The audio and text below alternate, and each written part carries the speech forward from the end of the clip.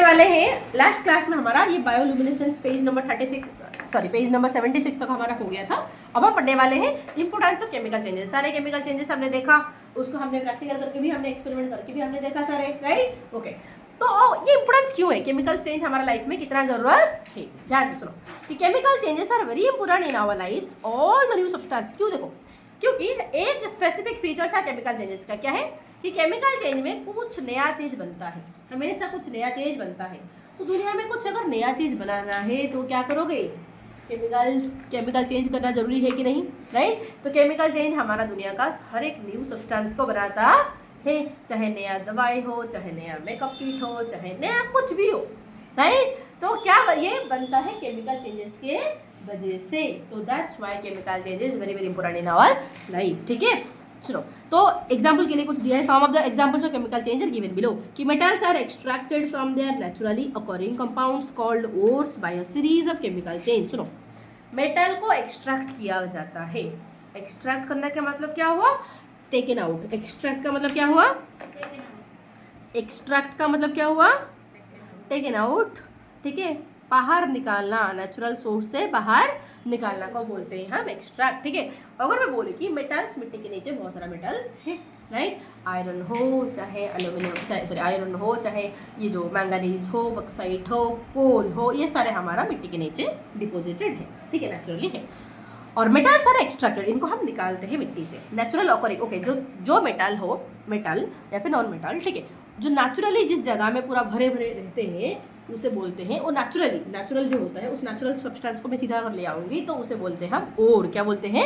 ओर। बड़ा नेचुरल है, वो प्योर नहीं है, वो इम्प्योर है। सीधा हम डायरेक्टली नेचर से लाया है तो इम्प्योर है, उसे हम प्यूरिफाई करके फिर प्योर वाला मेटल या फिर नॉन मेटल हम बनाते हैं। समझ आया? तो वही बोला है कि metals are extracted from the natural occurring compound, और नेचुरली जिस फॉर्म में होते हैं उन्हें हम बोलते हैं ओर।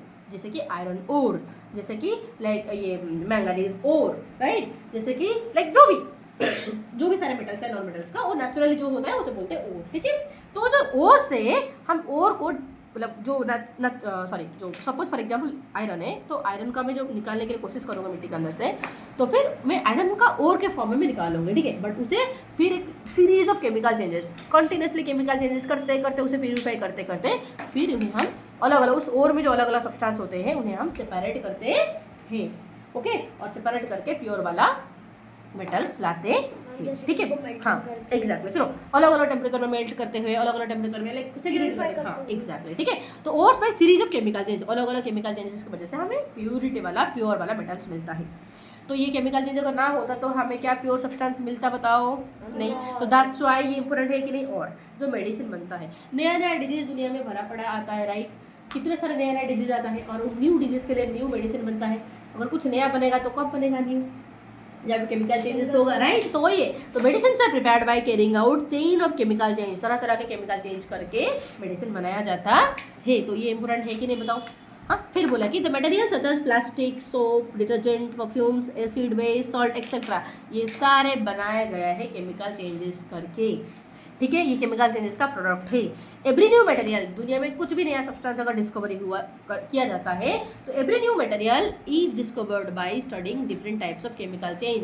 केमिकल चेंज को पढ़ते पढ़ते, ये क्यों हुआ, कैसे हुआ, उसको स्टडी करते करते हमारा न्यू मटेरियल को डिस्कवर किया जाता है। तो that's why chemical changes are very very important in our life. दी जाता है इंपॉर्टेंस ऑफ केमिकल चेंज। क्यों? क्योंकि केमिकल चेंज की वजह से न्यू मटेरियल का डिस्कवर हो पाता है, केमिकल चेंजेस की वजह से न्यू सब्सटेंस हम क्रिएट कर पाता है। Example plastic, soap, detergent, perfumes, बहुत सारी चीज़ें केमिकल चेंजेस की वजह से बनता है।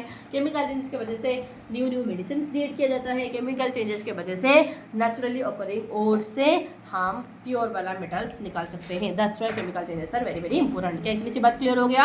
हाँ, अगर ये तुम्हारा पूछा गया 4 मार्क में, तो 4 मार्क में पूछा गया कि right about the importance of chemical changes. 4 point आराम से हो पाएगा कि नहीं? आराम से हो पाएगा। ठीक है, अब आगे फिर हमने फिजिकल चेंजेस पूरा हमने देख लिया था, केमिकल चेंजेस भी हमने पूरा स्टडी कर लिया है। अब यहाँ पर जस्ट थोड़ा सा क्रिस्पी, मतलब थोड़ा सा टेस्ट पे पॉइंट करके डिफरेंस बोला है। ठीक है, what is the difference between physical and chemical change. Already मैं बोली हूँ, इसको बहुत लेंदी वे में हमने पढ़ा है, उसको तो शॉर्टकट तरीके से दिया है। ओके, ये बहुत इंपॉर्टेंट है, इसको 3 मार्क में आ सकता है ये। ठीक है, ये 3 मार्क में आ सकता है। What is the difference between chemical change and physical change? हाँ टेबल। ठीक है, तो फिजिकल चेंज और केमिकल चेंज के बीच में क्या डिफरेंस है? एक तो फिजिकल चेंज में कोई न्यू सब्सटेंस बनता नहीं, बट केमिकल चेंज में न्यू सब्सटेंस बनता है। फिजिकल चेंज टेम्पोररी है, परमानेंट नहीं है, बट केमिकल चेंज ये परमानेंट हो गया, मतलब वो ऐसे ही रहेगा। फिजिकल चेंज टेम्पोररी नहीं है, इसका मतलब उसे वापस ओरिजिनल स्टेट को लाया जा सकता है, मतलब ये रिवर्सिबल है, बट केमिकल चेंज रिवर्सिबल नहीं है, इसे वापस फिर ओरिजिनल स्टेट को हम नहीं ला सकते। और फिजिकल चेंज में बहुत ही कम एनर्जी या तो यूटिलाइज होता है या फिर बहुत ही कम एनर्जी निकलता है, बट केमिकल चेंज में ह्यूज लॉट ऑफ एनर्जी या तो ऑब्जर्व होता है नहीं तो निकलता है, रिलीज होता है।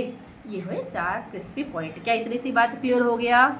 Please note that the same substance can undergo, okay. और एक बात मैं बताती हूँ मैं कि एक सब्सटेंस में मतलब एक ही इवेंट तुम देख रहे होंगे, बट उस इवेंट में दोनों चेंजेस भी हो सकते हैं। मतलब एक ही इवेंट में केमिकल चेंज भी हो रहा होगा, फिजिकल चेंज भी हो रहा होगा। अगर एग्जाम्पल की तरह मैं अगर लेती हूँ तो फॉर एग्जाम्पल क्या क्या कहाँ है upon the condition, depending upon the condition, मतलब डिपेंडिंग ऑन द कंडीशन, ठीक है, ऑन, ठीक है। अलग अलग डिफरेंट कंडीशन के ऊपर बेस करके like same substance can undergo physical change और chemical change depending upon the condition, different conditions के ऊपर डिपेंड करके एक ही सब्सटेंस दोनों फिजिकल चेंज भी वहाँ पर हो रहा होगा और केमिकल चेंज भी हो रहा होगा। जैसे कि एग्जांपल की तरह मैं बोलूँ तो tearing of sheet of paper into piece of paper. सुनो, मैं अगर पेपर का पीस लूँगी उसे मैं फाड़ दूंगी तो यहाँ पर ये मेरा क्या हो गया? Physical change. तो पेपर हमारा अंडरगो हुआ फिजिकल चेंजेस, राइट, ये फिजिकल चेंजेस हुआ पेपर में। बट अगर पेपर को मैं जला दूंगी तो पेपर क्या हुआ? Chemical change. ये जो बर्निंग ऑफ पेपर से डी क्या हो गया? हमारा केमिकल चेंज। और ठीक है, तुम बोलोगे मैम ये तो अलग अलग बात है, सेम चीज़ तो है ही नहीं, राइट, ठीक है। और एक बात देखो, हम जब कैंडल जलाते हैं जलाने के टाइम पीरियड में जलता है एक ही चीज़ होता है, हमें दिख रहा है कि जल रहा है, बट पता है उस जलने के टाइम पीरियड में दोनों चेंजेस होते हैं। क्या? कैंडल जब जलता है तो कुछ वैक्स जल जाता है, कुछ वैक्स मेल्ट होकर नीचे गिर जाता है। जो मेल्ट होता है वो होता है फिजिकल चेंज और जो जल जाता है वो होता है chemical change. That means candle जलना दोनों का एग्जाम्पल है, फिजिकल चेंज का भी एग्जाम्पल है और केमिकल चेंज का भी एग्जाम्पल है। क्या ऑनलाइन बच्चे समझ आ रहा है? ओके। और एक हम हमारा डेली लाइफ में एक बहुत ही लाइक कॉमन सा केमिकल चेंज हम देखते हैं, कॉमन सा क्या है? रोस्टिंग। लोहे का कुछ चीज़ें रखा होगा, कुछ समय के बाद तो रोस्ट हो जाता है, राइट? तो क्या इसे मैं केमिकल चेंज बोल पाऊंगी? यस। फिर ये होता कैसे है? देखो सुनो, रस्टिंग ऑफ आयरन में क्या क्या इन्वॉल्व होता है, इससे क्या क्या सूटेबल कंडीशन होगा तो रस्टिंग होगा। सुनो कि when iron object is left in damp air, damp means wet air, ठीक है, गीला ह्यूमिड एयर में जब छोड़ दिया जाएगा, ठीक है, जब आयरन का फेस को मॉइस्ट एयर, ठीक है, मॉइस्ट एयर, ह्यूमिड एयर या फिर वेट एयर में हम छोड़ देंगे कोई आयरन सब्सटेंस को, सिर्फ फेंक देंगे इधर बाहर छोड़ देंगे, जिसमें एयर तो है, इसके साथ साथ उस एयर में वाटर वैक्यूम भी है भर भर के। समझ आए? तो इस तरीके का कंडीशन में हम अगर रख देंगे कुछ समय के लिए, एक लॉन्ग टाइम के लिए अगर छोड़ देंगे ऐसे ही, तो उसके ऊपर एक रेड ब्राउन कलर का लेयर पड़ जाता है कि नहीं बताओ? हाँ, उसी को हम बोलते हैं रस्ट, और इस प्रोसेस को कहा जाता है रस्टिंग। इस प्रोसेस को क्या कहा जाता है? रस्टिंग। तो what is rusting? Rusting is the process in which iron object when left in damp air gets deposited with a red brown flaky substance called rust and the process is called rusting. ये rusting होता कैसे? सुनो, इस rusting का process को यहाँ पर दिखाया गया है। During the rusting of iron metal combines with oxygen. ये रस्टिंग होता क्यों है? सुनो, रस्टिंग के टाइम पीरियड में आयरन रिएक्ट करता है ऑक्सीजन के साथ। क्या करता है? वाटर का प्रेजेंस में जब आयरन रिएक्ट करता है ऑक्सीजन के साथ तो होता है हमारा रस्टिंग। क्या होता है? तो होता है हमारा रस्ट, ठीक है, जिसे हम आयरन ऑक्साइड बोलते हैं। क्या बोलते हैं? Iron oxide. उसी रस्ट को ही हम आयरन ऑक्साइड बोलते हैं, ठीक है। आयरन ऑक्साइड कब बनेगा? जब आयरन रिएक्ट करेगा ऑक्सीजन के साथ, ठीक है। तो उसी को हम लिखेंगे यहाँ पर कि this iron oxide is rust. सुनो, the process of rusting can be represented by the following word equation. यहाँ पर एक वर्ड इक्वेशन दिया है, क्या है कि आयरन को हम आयरन का जो आयरन एलिमेंट का जो नाम है, सिंबल है क्या है? Fe, ठीक है, क्योंकि इसे फेरस बोलते हैं, ठीक है। क्या बोलते हैं? ये एक आया हुआ है ये लैटिन वर्ड फेरम से। इंग्लिश में हम जिसे आयरन बोलते हैं उसी को ही लैटिन वर्ड में फेरस बोलते, फेरम बोलते हैं, ठीक है। तो इसीलिए तो इसीलिए सेम दोनों सेम सब्सटेंस को दिखाते हैं। बट यहाँ पर आयरन जो है, सुनो, आयोडीन, आयरन, ठीक है, आयरन ऐसे कुछ एलिमेंट्स हैं जिनका सेम लेटर से शुरू होते हैं। अगर सिर्फ मैं आई सिंबल अगर लेती आयरन के लिए तो बाकी सारे एलिमेंट्स का कन्फ्यूजन हो जाता, इसलिए उनको उस कन्फ्यूजन को दूर करने के लिए उनका लैटिन नाम लिया गया है। समझ आए? तो ये तुम्हारा हो जाएगा, उसी से वो नाम से आया हुआ है Fe, ठीक है। तो Fe का मतलब है आयरन, ठीक है। तो iron plus oxygen plus water, water का प्रेजेंस में जब आयरन रिएक्ट करता है ऑक्सीजन के साथ तो जो सब्सटेंस बनता है न्यू सब्सटेंस उसे बोलते हैं आयरन ऑक्साइड या फिर Fe2O3। क्या होता है Fe2O3। देखो यहाँ पर 3 सब्सटेंस रिएक्ट किए, वाटर का प्रेजेंस नहीं है, एक्चुअली आयरन और ऑक्सीजन का रिएक्शन हो रहा है इन the presence of water. Okay, तो उससे एक नया सब्सटेंस बनता है और उसे हम बोलते हैं आयरन ऑक्साइड या फिर रस्ट।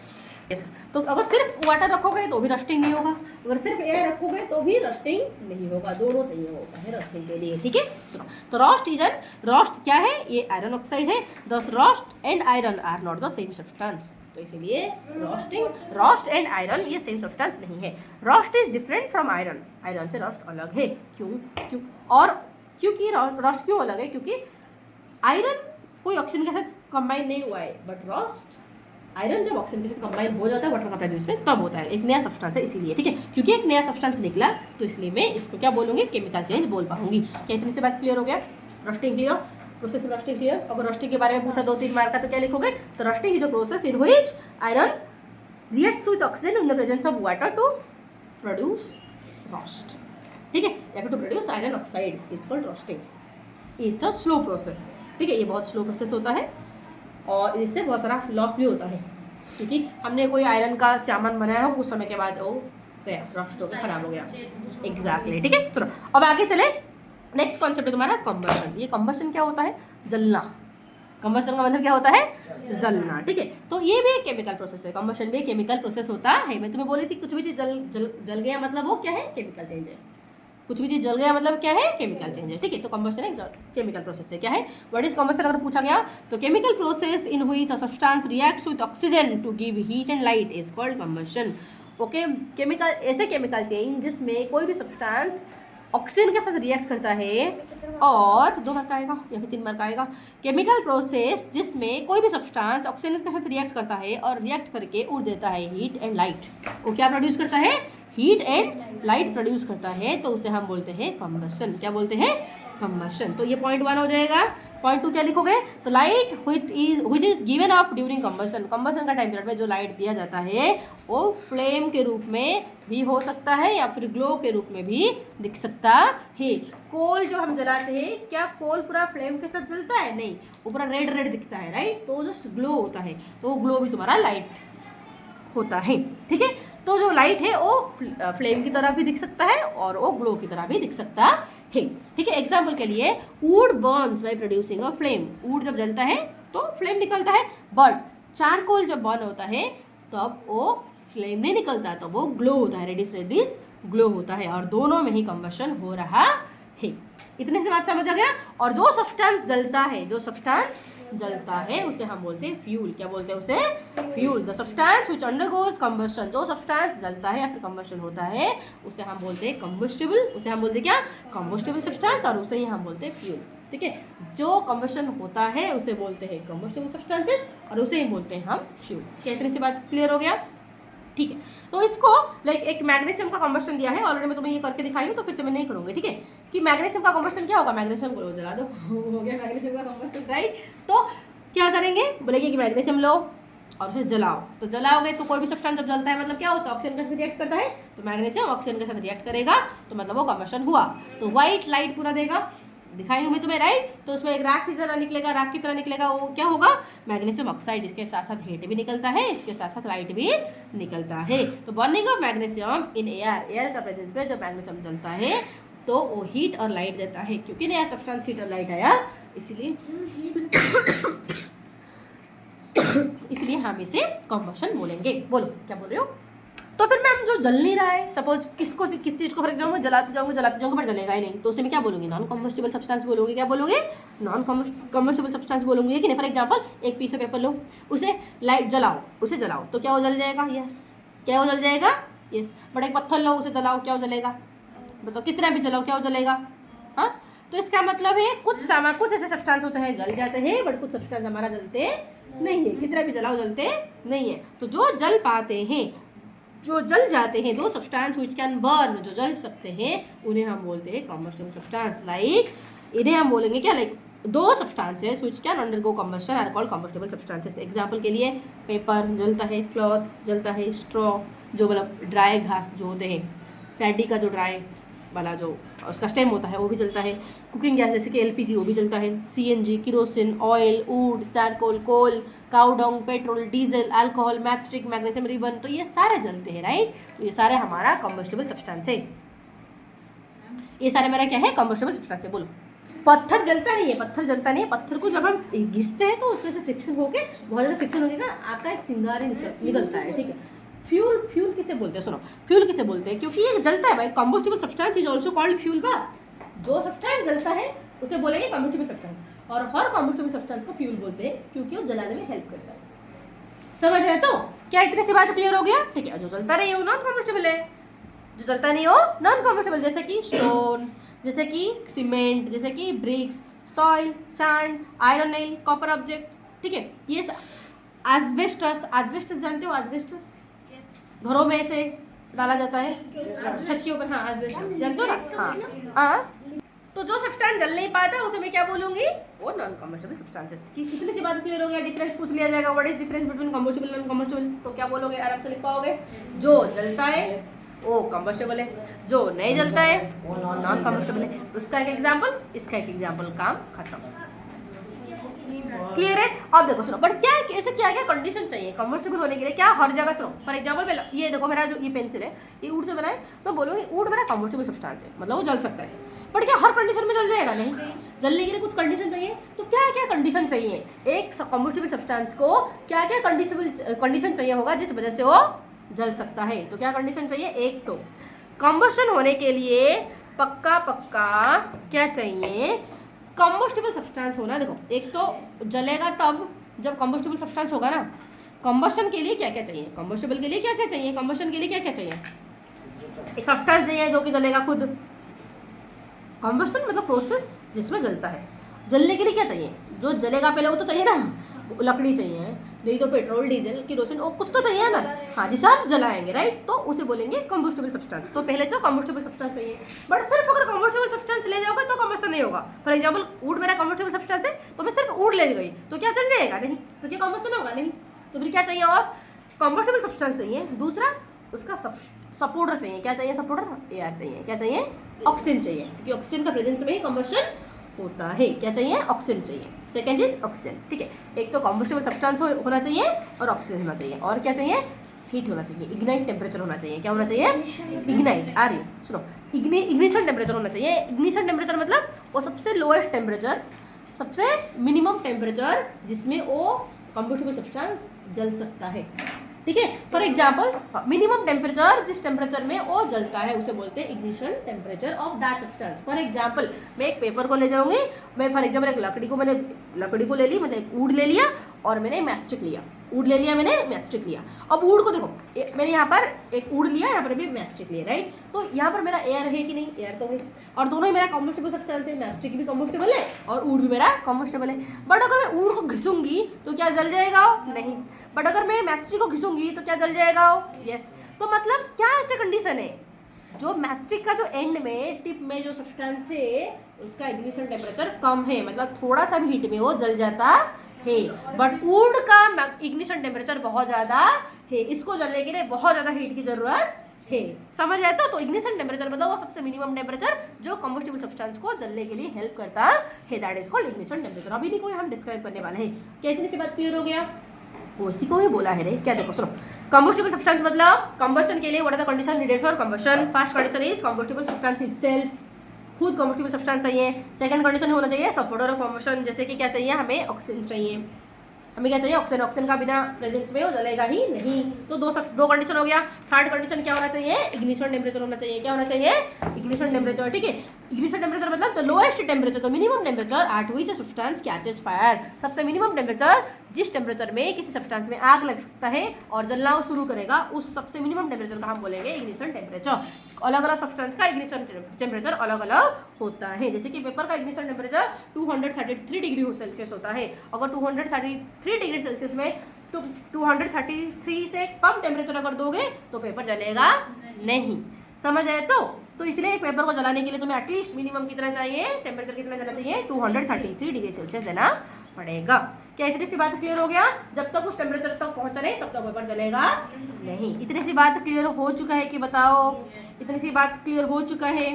यस जब हमारा रूम में या फिर किसी जगह में आग लग जाता है, राइट, फॉर एग्जाम्पल आग लग गया, तो पहले हम क्या निकालेंगे, पहले वो सारे सब्सटेंस जो जलते हैं वो सबको हम निकाल लेंगे, जो नहीं जलते उसे छोड़ देंगे, राइट। तो क्योंकि देखो जो जले हुए सब्सटेंस अगर रह गया मतलब वो तो और मिलके जल जाएगा और आग को और स्प्रेड करेगा, राइट। इसीलिए हम उन कंबस्टेबल सब्सटेंस को कंबस्टन का फूड कहते हैं। क्या बोलते हैं, उसका खाना।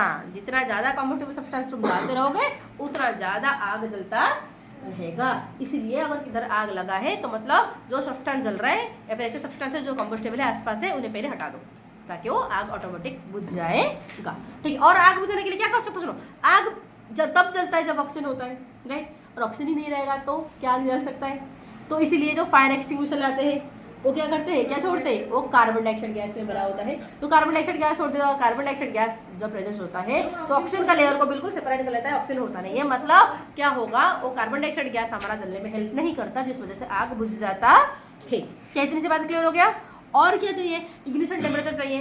तुम्हें अगर किसी सब्सटेंस को बुझाना है तो क्या करोगे, टेम्परेचर तुम्हें उससे कम करना पड़ेगा। इसलिए हम पानी छिड़कते हैं ताकि टेम्परेचर घट जाए और वो मिट जाए। क्या इतनी सी बात क्लियर है।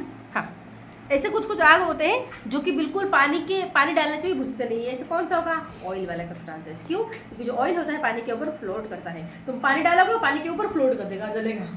पानी से वो तो लेयर सेपरेट होगा ही नहीं ना, पानी उस लेयर को सेपरेट कर ही नहीं पाएगा तो जलेगा। तो इसलिए अगर एलपीजी से या फिर लाइक ऑयल से अगर कुछ जल रहा है ऑयल की वजह से तो उसमें पानी मत डालो, उसमें फिर क्या डालना है, रेत डाल दो, ठीक है। जस्ट वो लेयर को सेपरेट कर दो, वो जो सब्सटेंस जल रहा है उसे ऑक्सीजन का लेयर से सेपरेट कर देना है, ठीक है। समझ आए, तो उसे लाइक सैंड डाल दो, नहीं तो फिर जो गीला कपड़ा, राइट, ऐसे वो सारा डाल दो जैसे कि लेयर सेपरेट हो जाए दोनों का, ठीक है। तो सुनो, इग्निशन टेम्परेचर तक जब तक सब्सटेंस पहुंचता नहीं तब तक वो जलेगा नहीं। सुनो, यहाँ पर इस चीज को दिखाने के लिए यहाँ पर एक हमारा एक्टिविटी दिया गया है, इसको हम करेंगे, ठीक है। बट थोड़ा सा वेट करो, मैं करवाऊंगी, थोड़ा सा वेट करो, ठीक है। पहले पढ़ाने के लिए तो क्या है, मैं 2 पेपर कप लूंगी।